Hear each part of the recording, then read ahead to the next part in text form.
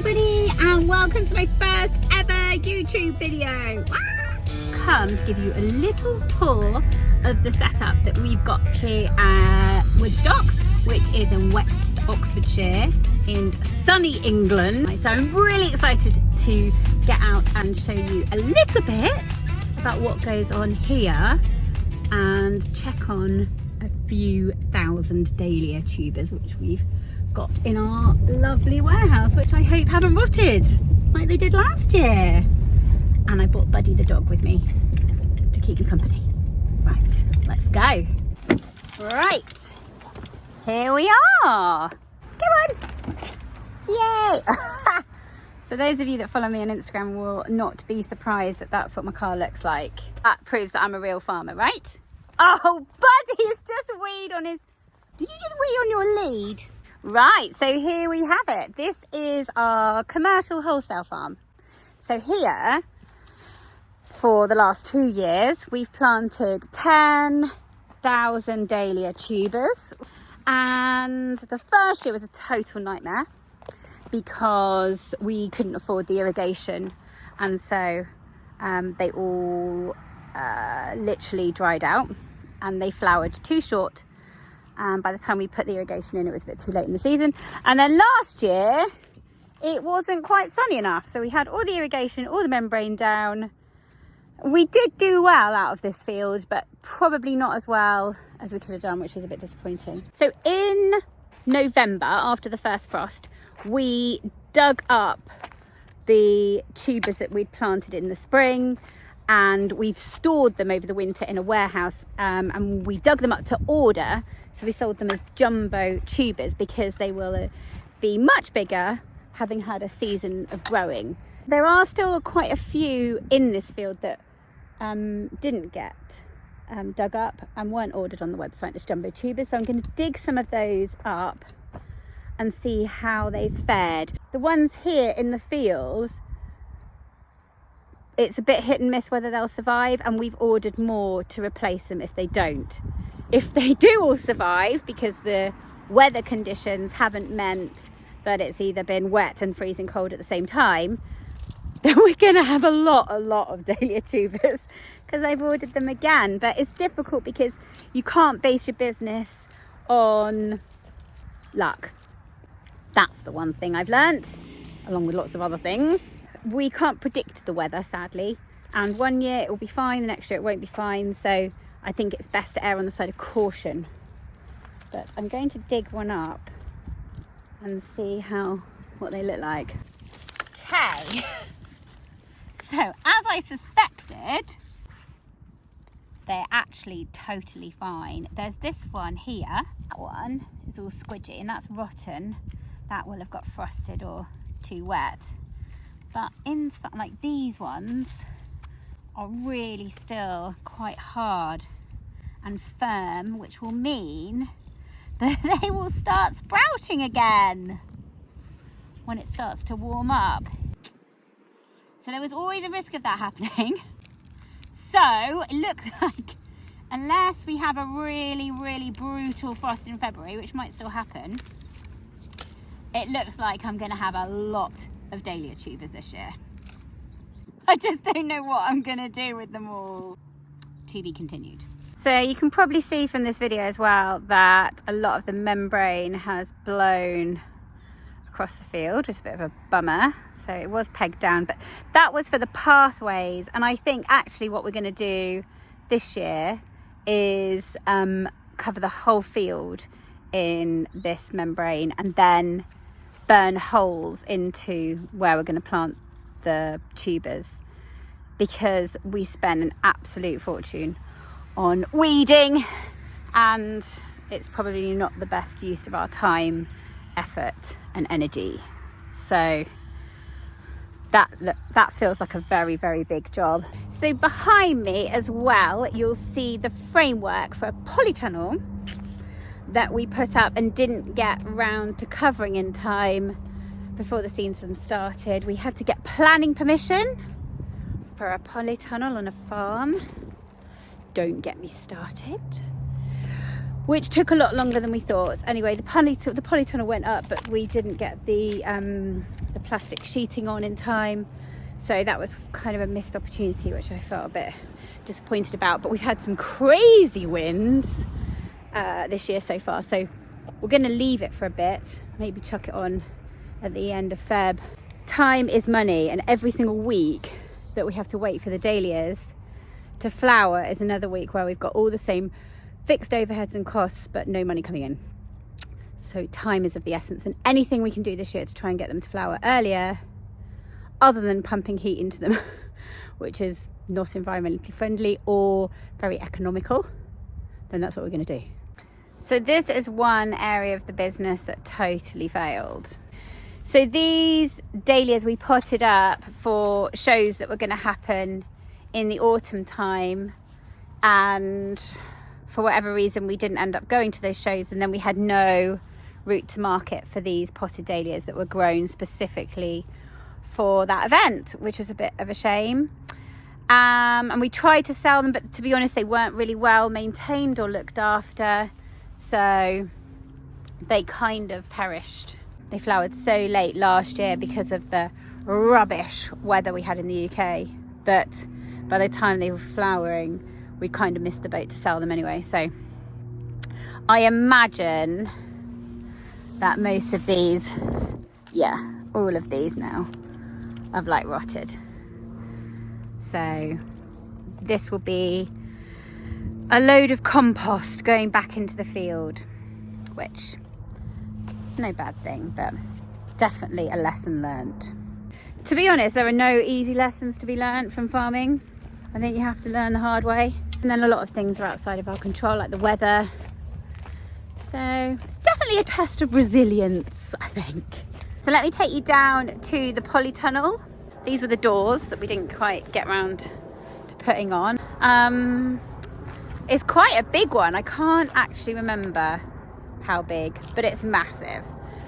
And we put it up once we'd planted the dahlias because it took so long to get planning permission, which obviously isn't ideal because then the space wasn't optimized. The rows were too wide, lots of things were wrong. And here is where we had all of the annuals. So we had every type of cosmos you could possibly imagine, which was absolutely glorious and was just a sea of colour. But sadly now all bare. But we were picking a lot of cosmos from here, so we will definitely be doing that again, and we want to add a lot more annuals. Zinnias didn't do very well. I think I need to put them in the polytunnel. One of the flowers I'm really excited about growing this year was one that I was introduced to by Farmer James, because he had it growing in a field next to mine, and I was like, what is this fluffy purple thing? And he was like, that's called phacelia, and we put it in the field to encourage the pollinators, so that I think they get a subsidy from the government for doing that. And also it's a blooming amazing cut flower. So I've said to him, maybe we need to think about successionally planting that, because he said it flowers very prolifically and you literally don't have to do anything to it. And also it puts all the nitrogen back into the soil when it goes over. So that seems like a win-win. Right, this is the field where it was in, but I can't really see any of it now. But this was all left to wildflowers last year and it looked absolutely glorious. Let's go and show you the warehouse where all of our glorious tubers are kept, hopefully tucked up safe and warm. Buddy's living his best life. Look, Buddy, you having a nice time? You're a farm dog. He's a real farm dog. Right, here are the cows. You'll have to forgive me, I don't know them by name. Hello, Wagyu cows. Go and get the cows. Where are they? Pretty. And these ones look like baby cows. Oh, they do look like quite young cows, don't they? Oh my God, he's eating it. Buddy, drop it. Yucky. No, dirty. Don't eat cow poo. Oh, they look cute, don't they? Right. Let's go and show you where all of our glorious tubers are. Look at this sunshine. Oh, I can't get over it. It's glorious. Oh, that's it. Don't worry up James's bales of hay. I'll get in trouble. We're really lucky with this site because it's literally 5 minutes from our front door. And James, who owns it, I think he's like 4th generation. Pretty sure his granddad did it.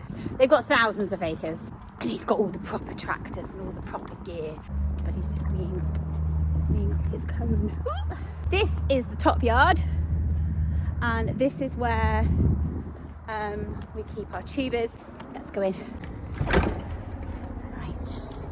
Now it'll be very dark in here. Oh, loads of big old machines.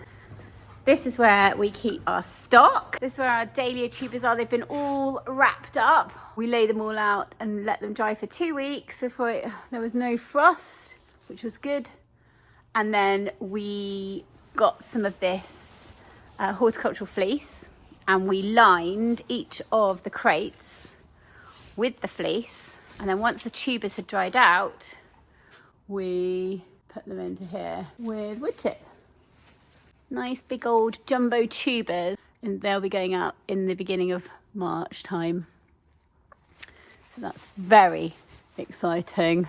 So if you decided to lift your Dahlia tubers over the winter and you did that in November time, now might be a good time to go and have a check on them. I did do loads of videos on Instagram about making sure they dried before you put them into storage, because that is critical. So if you did lift them, go and check on them now, because we might have had the worst of the frost. We don't know yet. But if they're not looking good now, it doesn't bode well, does it? If they have started to go mouldy or squishy, then that's not good. If you've only got a couple of squishy tubers, you can cut them off, chuck them away. They do have to be dry before you put them into storage. So go and check on them, make sure that they're okay. I've ordered 50,000 tubers, whoopsie daisy. I'm gonna basically turn this into our packing station, which is where all of the orders get fulfilled from. And we use the office to print the shipping labels. That is quite a big operation. I actually really enjoy it because it's quite good fun. We put the radio on and it's nice to feel like you're getting back out there. Buddy, let's go. Let's go and put the kettle on, buddy. So the plan for the farm this year is that I'm going to recruit a farm manager. I'm so excited about having somebody on the team who has got a lot of horticultural experience. Gorgeous husband, love of my life. He joined the team last year and he liked it, but he didn't love it. Spending days and weeks on end in a field in the boiling hot sun trying to fix things and physically manually work was very hard. So I totally get why he's like, is this the best use of my time and my skills? So he's a broadcast cameraman by trade, so he works on a lot of Kirsty and Phil's shows, like Love It or List It, Location. He has decided that he's going to sort of use those skills and retrain as a commercial drone pilot, which is gonna be amazing for my YouTube channel in a purely selfish way.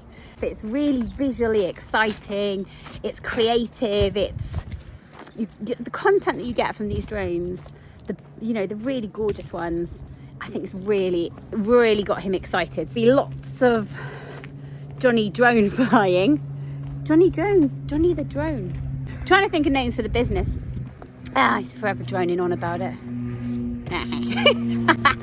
I'm really excited that he's going to be doing that, but that does mean that I need to find somebody to help run the farm, because I'm really excited about this YouTube channel and creating content, building the community, getting the commercial side of this farm up and running on my own, as well as doing that, launching new product ranges for, like, we got cushions and gardening wear and stuff. It just is too much. Right, let's go inside.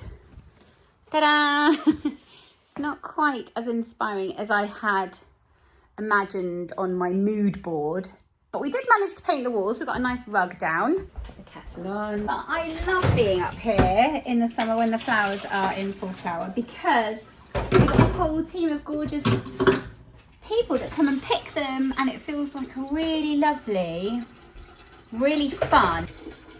I wanted it to be fun. I don't know if that was commercially a good idea or not, but I didn't want it to be a place where it was just about the process of making money. I didn't want it to just be that. I wanted it to be a really lovely, aspirational place to work, to visit, and to tell the story. So we're working on that a bit more this year. Aren't we, buddy? It's going to be quite nice to kind of take the time out. And I'm really enjoying the fact that I don't have to try and get everything into less than 1 minute. So I think I would be lying if I said I wasn't a little bit overwhelmed about the prospect of running the pick your own farm at Millets, which is half an hour away, and the wholesale farm and everything else that we've got going on.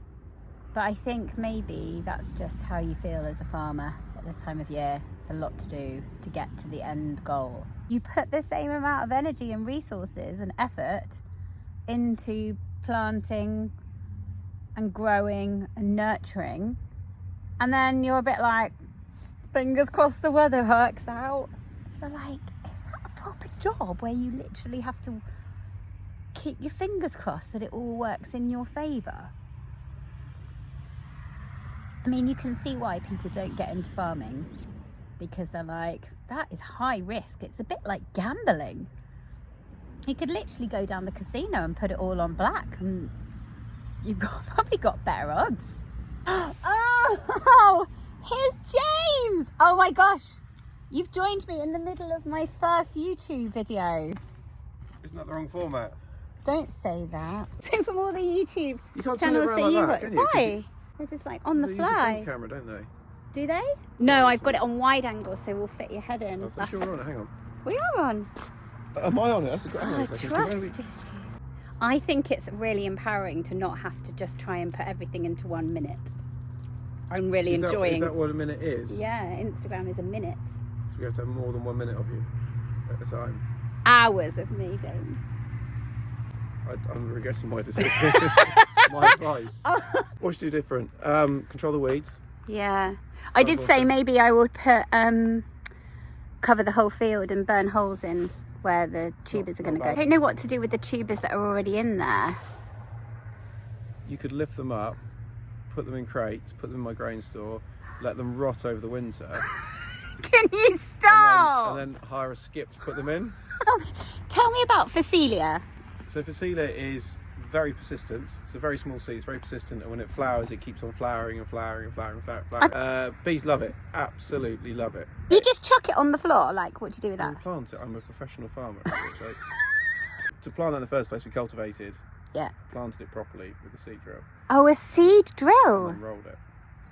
Really? So what we should get this year is a 2-year mix, though. So in theory, what seed has shed from last year will be on the ground, and that should then regrow. So we shouldn't have to replant it this year. So you're just going to leave it like that? Yeah. And do you get paid for the government to do that? Yes, yeah. So we've taken this end of the field out because it's a less productive part of the field, and then we've put that into wild bird cover. And how much of your land do you do that for? About 15 acres, something like Wow, that. that's amazing. And then maybe I could borrow your tractor just to drive around and around and around and get it really muddy. No. Because James loved it when I did that last year when he was on holiday. Yeah, it's great. So, right, I've got work to do. Okay, fine. Me too. I'm really busy, so can you stop interrupting me? Okay. Bye, James. Well, that was helpful, wasn't it? And very knowledgeable. Right, on that note, I better go home. Buddy wants his dinner. Buddy, do you want dinner? Kiss face. Oh, do you want dinner? Oh, bloody love that dog. Yeah, so I hope you've enjoyed this video. I'm not actually sure what I'm going to say in the next one because I sort of told you everything. But maybe next week we'll go and I'll show you around the Pick Your Own site at Millets. And there we've got the bright pink double-decker bus. Millets has got lovely facilities there, so maybe do a little bit of a tour of that and talk you through the plans that we've got for this year for our Pick Your Own. Thanks for watching. If you've enjoyed it, please can you tell your friends, because I'm not sure many people are going to be subscribing, but I'm going to have loads of amazing, gorgeous, flowery content over the season this year, and it does actually start kicking off pretty soon. So first job on the list though, find somebody to run the farm for me. Oh look, there's Matt, James's farm manager. I'm going to be a famous YouTuber. Do you want a job? Farmers don't do a lot this time. No, we don't do a lot this time of the year. You've just been sitting there. Spinning around in the chair in the office. Yes. Oh, Matt. I've got stuff to do, so we need to go. Oh, fine. Can I just get a selfie? Yeah. I think you have to put a good cover photo on. That's what Mr. Beast said. I'll be in it and you two mugs be in the background. Yeah? Yeah. If you've enjoyed this video, don't forget to subscribe because they'll be coming out every week on a Saturday. Bye, everyone. Thanks for watching.